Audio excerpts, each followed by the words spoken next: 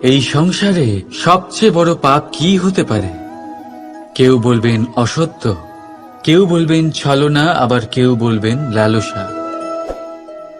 না, সংসারে সবচেয়ে বড় পাপ হলো নারী জাতির অসম্মান, নারীর মান ভঙ্গ করা।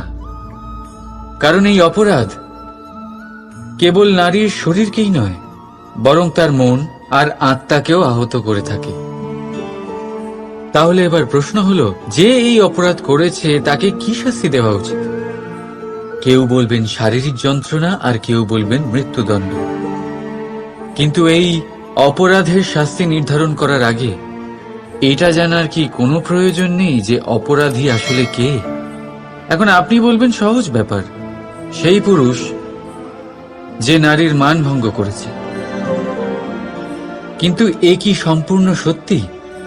নিজের অপমানের জন্য, নিজের সম্মানকে নিজেই হারানোর জন্য কখনো নারী কি নিজে দায়ী হতে পারে না?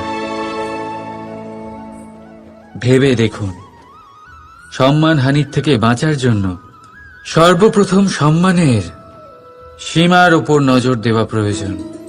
রাবণ সীতার হরণ এই জন্যই করতে পেরেছিলেন কারণ সীতা নিজের বোকামোর জন্য রাবণের সেই সীমা উল্লঙ্ঘন করা সহজ করে দিয়েছিলেন। কিন্তু অশোক বাটিকাতে সেই সীতাকেই রাবণ স্পর্শ পর্যন্ত করতে পারেননি, কারণ সে রাবণ আর তার মাঝখানে ঘাস দিয়ে একটা ছোট রেখা বানিয়ে দিয়েছিলেন।